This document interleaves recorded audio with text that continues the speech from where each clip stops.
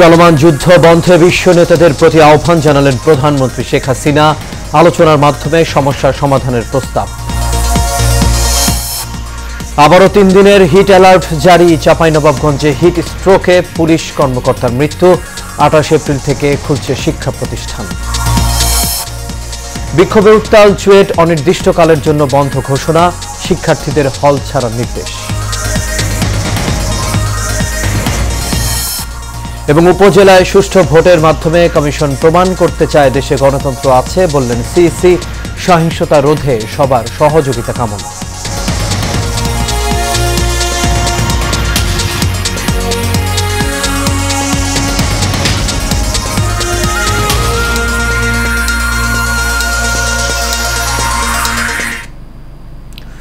সবাইকে স্বাগত এশিয়ান নিউজে। দর্শক, পুরো সংবাদ জুড়ে আপনাদের সঙ্গে আছি আমি আনোয়ার রাজ। এতক্ষণ শুনছিলেন বিআরবি কেবল ইন্ডাস্ট্রিজ লিমিটেড সংবাদ শিরোনাম। এবার চলে যাচ্ছি পুরো খবরে।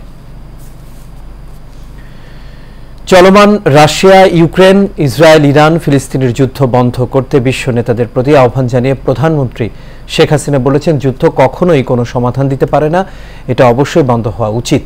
নারী, শিশু সহ সব বয়সী মানুষের শিকার হয়ে জীবন পর্যন্ত দিচ্ছে। সকালে থাইল্যান্ডের ব্যাংককে এশিয়া ও প্রশান্ত মহাসাগরীয় বিষয়ক জাতিসংঘের সামাজিক ও অর্থনৈতিক কমিশন সম্মেলনে এই আহ্বান জানান তিনি। যুদ্ধের ভয়াবহতা স্মরণ করিয়ে দিয়ে শেখ হাসিনা এ সময় আরও জানান, আলোচনার মাধ্যমে যে কোনো সমস্যার সমাধান করা সম্ভব। রকিব মানিকের রিপোর্টে দেখুন বিস্তারিত। থাইল্যান্ডে এশিয়া ও প্রশান্ত মহাসাগরীয় বিষয়ক জাতিসংঘের সামাজিক ও অর্থনৈতিক কমিশনের সম্মেলনে বক্তব্য দেন প্রধানমন্ত্রী শেখ হাসিনা। বক্তব্যের শুরুতেই সরকার প্রধান বলেন, বাংলাদেশ কোনো যুদ্ধ সমর্থন করে না। ইসরায়েল ফিলিস্তিন যুদ্ধ, রাশিয়া ইউক্রেন যুদ্ধ বন্ধে বিশ্ব নেতাদের প্রতি আহ্বান জানান। I call upon the world leaders to stop the war, the Russia-Ukraine war, then now Israel, Iran or Palestine. Why Palestine people should not get their right? So we must raise our voice. After returning home, I established democracy in my country. এছাড়া রোহিঙ্গা সংকট মোকাবেলা ও মিয়ানমারে অভ্যন্তরীণ সংঘাত নিয়ন্ত্রণে আসিয়ানকে ভূমিকা রাখার আহ্বান জানান প্রধানমন্ত্রী। I take this opportunity to call upon the Asia Pacific region, especially ASEAN, to play a proactive role in resolving the volatile situation in Myanmar. We must ensure that the Rohingyas can go back home in safety and dignity. থাইল্যান্ডের প্রধানমন্ত্রীর আমন্ত্রণে 6 দিনের রাষ্ট্রীয় সফরে যান প্রধানমন্ত্রী শেখ হাসিনা। বিমানবন্দরে তাকে উষ্ণ অভ্যর্থনা জানানো হয়। রকিব মানিক, এশিয়ান টেলিভিশন, ঢাকা। যে কোনো উপায়ে ক্ষমতায় আসতে মরিয়া হয়ে উঠেছে বিএনপি, এমন মন্তব্য করেছেন আওয়ামী লীগের সাধারণ সম্পাদক, সড়ক পরিবহন ও সেতু মন্ত্রী ওবায়দুল কাদের। দুপুরে সংবাদ সম্মেলনে সংবাদ মাধ্যমে পাঠানো এক বিবৃতিতে তিনি এই কথা বলেন। আওয়ামী লীগের সাধারণ সম্পাদক বলেন, বিএনপি নেতারা হিতাহিত জ্ঞানশূন্য হয়ে পড়েছে। তাদের বোধগম্য হয় না যে আওয়ামী লীগ জনগণের কাতারে দাঁড়িয়ে রাজনীতি করে, জনকল্যাণে পরিকল্পনা গ্রহণ ও কর্মসূচি নির্ধারণ করে। বিবৃতিতে ওবায়দুল কাদের আরও বলেন, সাংবিধানিকভাবে বৈধ ও গণতান্ত্রিকভাবে নির্বাচিত সরকারের বিরুদ্ধে বিভ্রান্তি ও নৈরাজ্য সৃষ্টির পায়তারা করে জনগণকে হাতিয়ার হিসেবে ব্যবহার করে ক্ষমতায় যাওয়ার অপচেষ্টা করছে বিএনপি।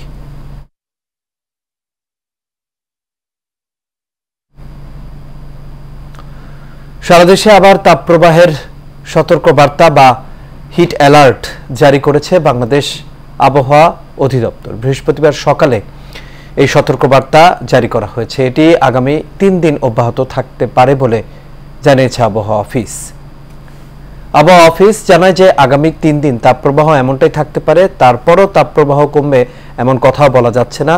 তবে এই মাস জুড়ে তাপপ্রবাহ থাকতে পারে। আগামী 24 ঘন্টায় সিলেট বিভাগের 2-1 জায়গায় অস্থায়ীভাবে দমকা, ঝোড়ো হাওয়া সহ বৃষ্টি বা বজ্রসহ বৃষ্টি হতে পারে এবং সেই সঙ্গে কোথাও কোথাও বিক্ষিপ্তভাবে শিলাবৃষ্টি হতে পারে। এছাড়া দেশের অন্যত্র অস্থায়ীভাবে আংশিক মেঘলা আকাশ সহ আবহাওয়া প্রধানত শুষ্ক থাকতে পারে।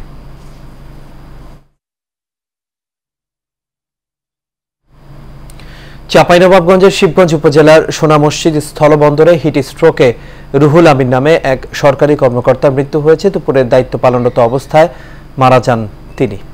শিবগঞ্জ থানার ওসি সাজ্জাদ হোসেন ও স্থলবন্দরের ব্যবস্থাপক মাইনুল ইসলাম এই তথ্য নিশ্চিত করেছেন। রুহুল আমিন বাংলাদেশ স্থলবন্দর কর্তৃপক্ষের ট্রাফিক ইন্সপেক্টর হিসেবে সোনা মসজিদ স্থলবন্দরে কর্মরত ছিলেন। তিনি যশোরের শার্শা উপজেলার বেনাপোল এলাকার কোরবান আলীর ছেলে।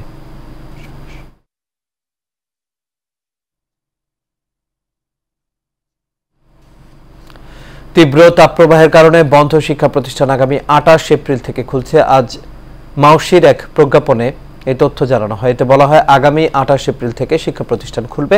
এ সময় শিক্ষার্থীদের শ্রেণীকক্ষের বাইরের সব কার্যক্রম থেকে বিরত রাখতে হবে এবং পরবর্তী নির্দেশ না দেওয়া পর্যন্ত অ্যাসেম্বলি বন্ধ থাকবে।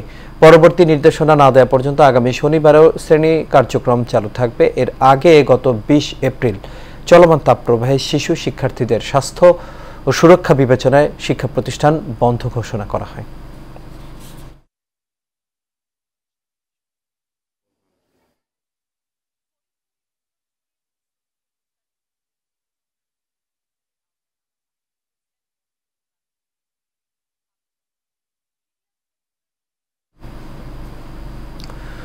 দুই সহপাঠীর মৃত্যুর ঘটনার জের ধরে চট্টগ্রাম প্রকৌশল ও প্রযুক্তি বিশ্ববিদ্যালয় অনির্দিষ্টকালের জন্য বন্ধ ঘোষণা করা হয়েছে। এছাড়া বিকেল 5টার মধ্যে শিক্ষার্থীদের হল ত্যাগের নির্দেশ দেওয়া হয়।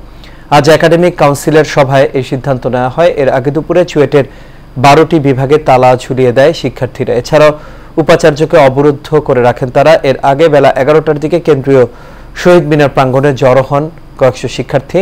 সকাল 10টায় কাপ্তাই সড়কে গাছ ফেলে চতুর্থ দিনের মতো অবরোধ কর্মসূচি শুরু করেন শিক্ষার্থীরা। মূলত সড়ক দুর্ঘটনায় দুই সহপাঠীর মৃত্যুর ঘটনায় এই বিক্ষোভ কর্মসূচি পালন করছেন তারা।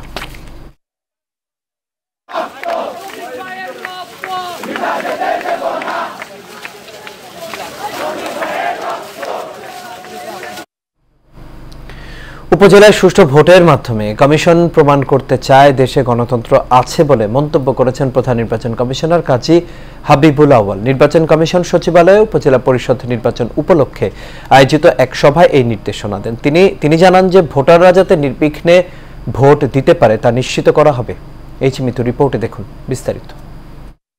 প্রতিটি জেলায় 4টি খাতে আগারগাঁও নির্বাচন কমিশন সচিবালয়ে উপজেলা পরিষদ নির্বাচন উপলক্ষে আইন শৃঙ্খলা বিষয়ক এক সভার আয়োজন করা হয়। এতে সভাপতিত্ব করেন প্রধান নির্বাচন কমিশনার কাজী হাবিবুল আউয়াল। পরস্পর মত বিনিময়ের মাধ্যমে আমাদের এ সময় সিইসি বলেন, নির্বাচনে ভোটাররা যাতে নির্বিঘ্নে ভোট দিতে পারে তা নিশ্চিত করা হবে। নির্বাচনটা যাতে অবাধ হয়, যারা ভোটার তারা যেন এসে নির্বিঘ্নে ভোট প্রদান করে আবার নির্বিঘ্নে বাড়ি ফিরে যেতে পারেন, এই বিষয়টার উপর দৃষ্টি রাখতে হবে। যে কোনো মূল্যে নির্বাচন সুষ্ঠু করতে হবে উল্লেখ করে সিইসি বলেন, উপজেলা নির্বাচনে ব্যর্থ হলে বিগত সংসদ নির্বাচনে যে গণতান্ত্রিক ধারাবাহিকতা প্রতিষ্ঠা হয়েছে তা ক্ষুণ্ণ হবে।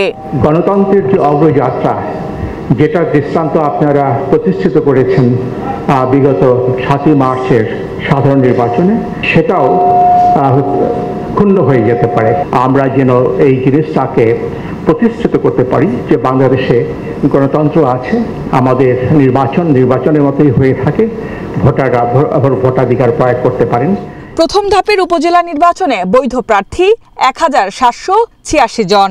152 উপজেলায় ভোট গ্রহণ হবে 8 May. Mitu, Asian television, Dhaka. পর্যায়ে থাকছে সারা বাংলার খবর।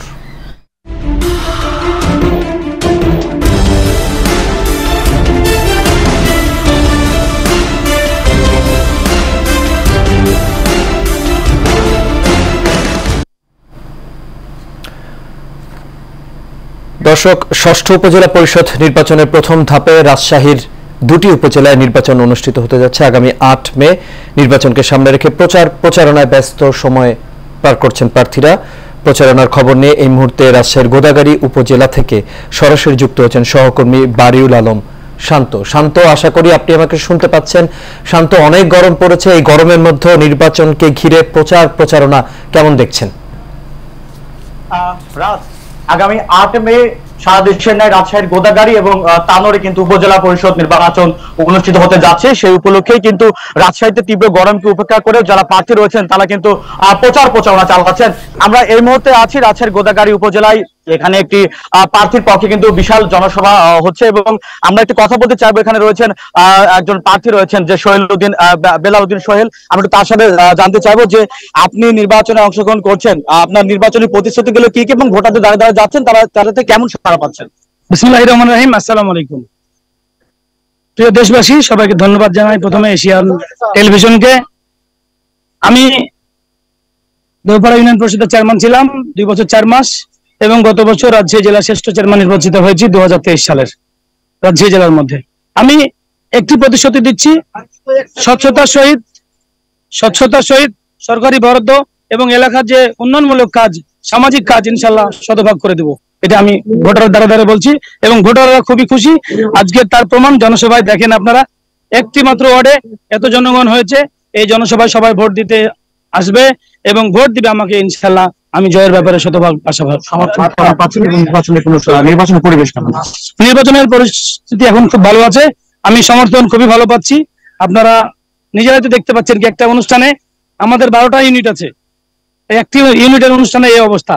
কত জনগণ এসছে, আমাকে ভালোবাসে তারা। আমি তাদের দ্বারা দ্বারা গেছি, লিফলেট নিয়ে ঘুরছি, তারা সকলেই ভোট দিতে আগ্রহ প্রকাশ করেছে এবং ইনশাল্লাহ আগামী 8ই মে আমি নির্বাচিত হব এবং নির্বাচিত হলে শিক্ষা, স্বাস্থ্য এবং বরেন্দ্র যে কৃষি উন্নয়নমূলক যে কাজ আমাদের এই বরেন্দ্র উপজেলায় ইনশাল্লাহ সেগুলোর উন্নয়ন হবে। এটা শুনছিলেন আসলে প্রার্থী তিনি বলছিলেন যে তিনি কিন্তু তার একটি ছোট জনসভা এখানে ডাকা হয়েছে আজকে, সেখানে কিন্তু জনতার ঢল নেমেছেন এবং তার পক্ষে যে সমর্থন সেটা কিন্তু তারা ভোটাররা দিচ্ছেন এবং তিনি আশা করেছেন যে নির্বাচন যদি সুষ্ঠু সম্পূর্ণভাবে শেষ হয় তাহলে তিনি সেখানে নির্বাচিত হবেন।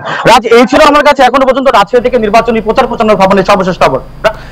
জি শান্ত, আপনাকে অসংখ্য ধন্যবাদ। দর্শক, আমাদের সঙ্গে রাজশাহীর গোদাগাড়ি উপজেলা থেকে সরাসরি যুক্ত হয়েছিলেন সহকর্মী বারিউল আলম শান্ত। চলে যাচ্ছি পরবর্তী খবরে।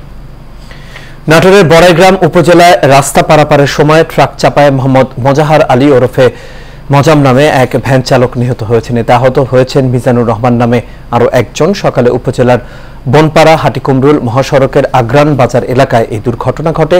নিহত মোজাহার উপজেলার আগ্রান এলাকার শাহাদ আলীর ছেলে। পুলিশ জানায় সকাল 10টার দিকে আগ্রান বাজার এলাকায় রাজশাহী থেকে ঢাকাগামী ট্রাকের চাপায় ঘটনাস্থলে মারা যান ভ্যান চালক মোজাহার আলী।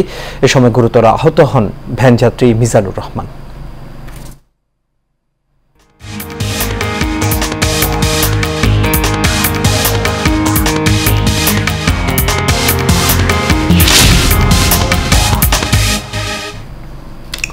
আন্তর্জাতিক প্রসঙ্গ। ইসরায়েলের সামরিক স্থাপনায় নতুন করে ক্ষেপণাস্ত্র হামলা চালিয়েছে লেবাননের সশস্ত্র গোষ্ঠী হিজবুল্লাহ। বুধবার হিজবুল্লাহর পক্ষ থেকে দেয়া এক বিবৃতিতে এই দাবি করা। হিজবুল্লাহর বিবৃতিতে বলা হয়, ফিলিস্তিনের উত্তরাঞ্চলে ইসরায়েলের দখল করা ভূখণ্ডে ইসরায়েলি স্থাপনায় ক্ষেপণাস্ত্র হামলা চালায় হিজবুল্লাহর যোদ্ধারা। বুধবার সকালে কাটিউশা ক্ষেপণাস্ত্র দিয়ে উত্তর ফিলিস্তিনের সোমেরা এলাকার ইসরায়েলের সামরিক স্থাপনা লক্ষ্য করে এই হামলা চালানো হয়। বিবৃতিতে আরও বলা হয়, ফিলিস্তিনের গাজায় ইসরায়েলি বাহিনীর নির্বিচার হামলার প্রতিবাদ এবং লেবাননের দক্ষিণাঞ্চলে ইসরায়েলের হামলার পাল্টা জবাব দিতে এই হামলা করে লেবাননের সশস্ত্র গোষ্ঠী হিজবুল্লাহ।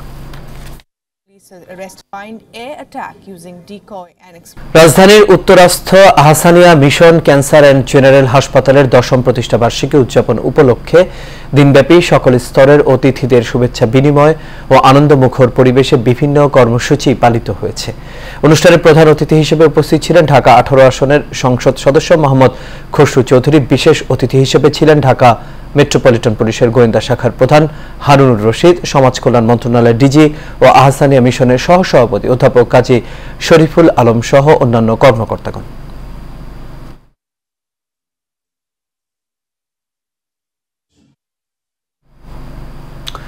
তীব্র তাপপ্রবাহে পুড়ছে সারা দেশ। এমন পরিস্থিতিতে জীবিকা নির্বাহে ব্যস্ত শ্রমজীবী দিনমজুর রিকশা চালকদের মাঝে কিছুটা স্বস্তি দিতে বিনামূল্যে পানি বিতরণ করেছে ইস্টার্ন ব্যাংক পিএলসি ইবিএল। দুপুরে ধানমন্ডি, গ্রিন রোড ও জিগাতলা এলাকা ও এর আশপাশে এই পানি বিতরণ করেন ব্যাংকের কর্মকর্তারা। এর আগে রাজধানীর পুরান ঢাকাতেও একই কর্মসূচি পরিচালিত হয়। বিরাজমান এই পরিস্থিতিতে জনগণের পাশে দাঁড়ানো তাদের সামাজিক দায়বদ্ধতা হিসেবে মনে করছে ইবিএল কর্তৃপক্ষ। গরমের তীব্রতা চলতে থাকলে এই কর্মসূচি অব্যাহত থাকবে বলেও জানায় ব্যাংকটি।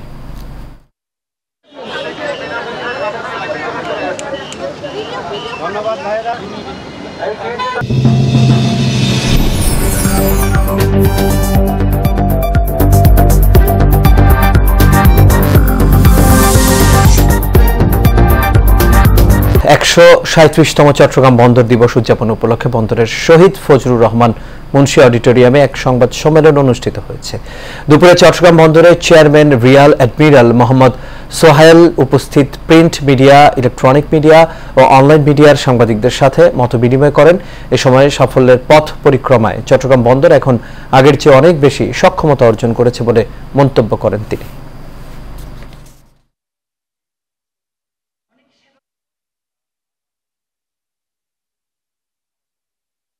আর এর সাথে শেষ করবে এশিয়ান নিউজ। তবে যাবার আগে বিআরবি কেবল ইন্ডাস্ট্রিজ লিমিটেড সংবাদ শিরোনামগুলো দেখে নেব দর্শক আরো একবার।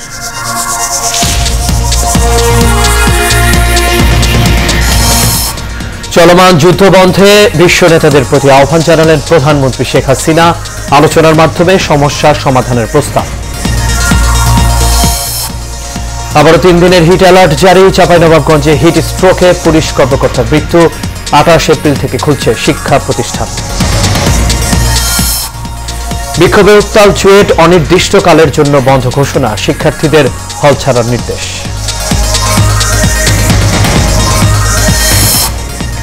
এবং উপজেলায় সুষ্ঠু ভোটের মাধ্যমে কমিশন প্রমাণ করতে চায় দেশে গণতন্ত্র আছে বললেন সিইসি। সহিংসতা রোধে সবার সহযোগিতা কামনা। দর্শক, এই ছিল আমাদের এখনকার আয়োজন। আমাদের পরবর্তী সংবাদ দেখার আমন্ত্রণ রইল। এতক্ষণ সাথে থাকার জন্য সবাইকে ধন্যবাদ।